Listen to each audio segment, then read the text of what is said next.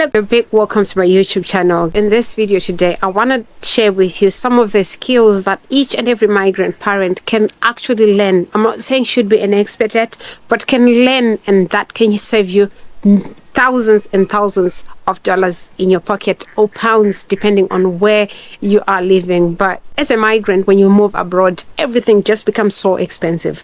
Or actually it is expensive, because when we compare it to life back home, sometimes some of the things that you used to pay $10 for, you're paying £100 or $100 for abroad. So I'm here to share with you some of these tiny little skills that are underestimated that can save you money. And this can vary from hair plaiting, cooking, tea skills, cleaning skills, you name it. But I'm going to share with you quite a few of them and how I've actually managed to save a few pounds by just doing them. So the first one that I want to share with you is hair plaiting. I'm a mom to 2 daughters, and believe you me, 3 women in a house, if we were to have our hair done by an expert or go to the salon for hair, what that would mean is we'll be spending maybe between £150 to £200 each and every month. And you can imagine, my girls are now what? My oldest, she's going on 11, and the youngest, she's 8. Very independent, very clean, very self-aware, and very self-caring, these girls, and they always want to look good and pretty. And one of the things that I had to learn as soon as I got here was like, I can never afford to pay someone to do their hair for £50 every now and then. They do get their hair done 3 times during term time, and sometimes maybe if it's school holidays, I don't have to worry about it. But obviously I wasn't going to commit to paying someone that much just for doing their hair. So it's something that before I came over, believe you me, I didn't know how to plait hair, but just by watching tutorials on YouTube, I've actually started doing my own children's hair. From the day that they got here, I started doing it myself, from washing their hair, simple things like just shampooing, detangling, and doing their plaits and replating. I do it on my own. The only thing that I have to buy is just buying the braids online, and then I do it at home. I've been trying out a few new hairstyles, and leave comments in the comments about how my hair plaiting skills are. For the past 3 years, I've been doing my children's hair, and I'm so amazed and surprised at the amount of skills that I now have. And I'm actually impressed with my own skills. And actually, now the girls do trust me more with their hair than ever before. So it's something that anybody can learn, and it's actually something that I encourage you. If you're thinking you want to relocate abroad and you're still back home, start learning how to plait hair. Not just because you've got children, but you can also do it as a business. It does pay more actually if you do people's hair abroad, especially African hair. You get paid so much.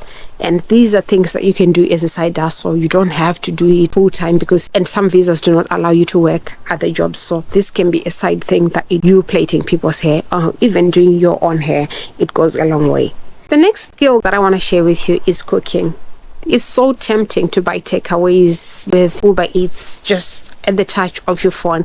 It's so easy, but how much money are you losing? And yet you can actually do the same simple recipes. You can actually go online, go on YouTube and watch tutorials and prepare the same meals for your children. Believe you me, the kids will not really notice the difference. Of course, once in a while, give them a treat. But if you're wanting to save on money, then you have to learn these skills. Also, the other thing is life abroad is so busy to an extent that you're always tired, consistently tired, and you're jumping from one job to the other, and you never have time to cook. So what I do basically is I do batch cooking and I freeze food.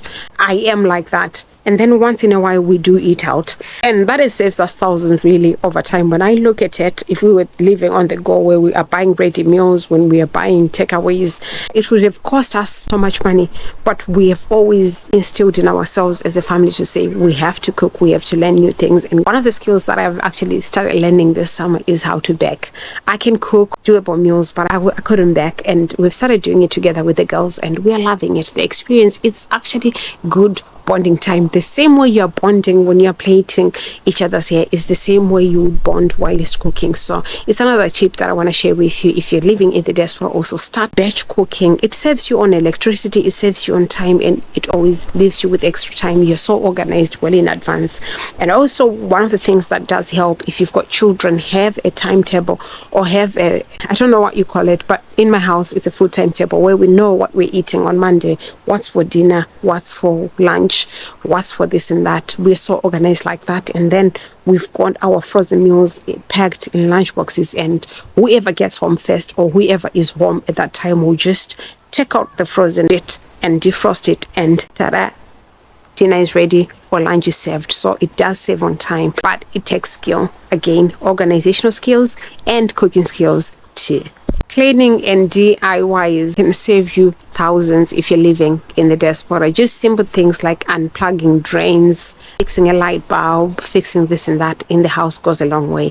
And just being clean, cleaning your own carpets, cleaning your own backyard, bit of gardening, it goes a long way when it comes to saving a lot of money. I must say, I'm one of those people who don't know how to cut grass or mow the lawn. When I was still back home, I didn't know how to even cut my own hedge, but now my husband and I, we do it at home and we save on a lot of money. So it's one of the things that I do encourage people to say, learn those skills. It's so simple, learn those skills. And here abroad, there's so many tools and most of them are portable and electric. So actually you can do it yourself instead of having to call a professional or calling a professional carpet cleaner. Simple things that you also can do. Simple things like cleaning your own windows. If you are fortunate, like I live in a bungalow, so everything is downstairs. I don't need a professional window cleaner, but I do clean my own windows. So it's those little things really that will drain your pocket if you're not careful. So it's the skills that you have to learn to do these things your own. Simple things like painting your own chairs, your own fence, things like that. You have to start learning to do those things.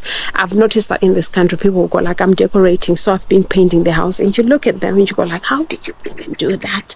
They do it a lot. They've mastered the art of saving every penny along the way. So it's about time that as migrants we learn those skills and we start saving as well. Last but not least, the art of really knowing what to buy and when to buy. I always go and buy in charity shops, and I do find really good bargains in terms of clothing, in terms of this and that. Also, the art of really keeping everything clean, especially when it comes to clothes.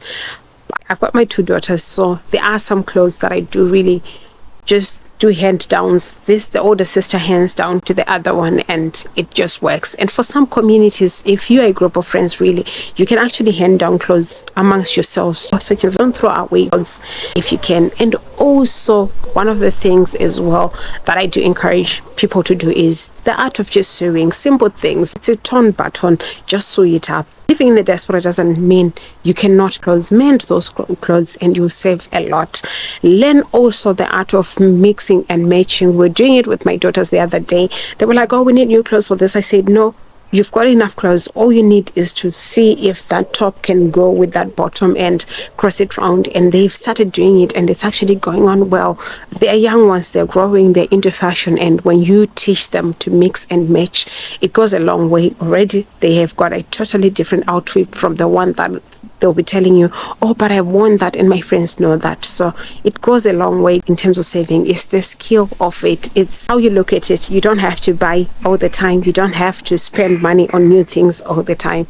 Learn the skills and you save a lot. So here is the thing. Moving abroad is already expensive, but with the right skills, you can save where you can. So with the right skills like plaiting your own children's hair, cooking, DIYing, being able to mend and repair can save you a lot along the way. So I don't know if this video has been useful or to you. Please leave a comment, leave a like. Don't forget to subscribe if you haven't subscribed to this channel. We do share life abroad, life in the diaspora, what we do, our day-to-day lives, our simple hacks like the ones that I've been sharing with you in this video. So don't forget to subscribe, and also do share our videos, do share our channel with your friends and colleagues, and also leave in the comments some of the things that you want us to share with you. Thank you so much. That's all I had for you in this video. I'll see you in our next video. Bye for now.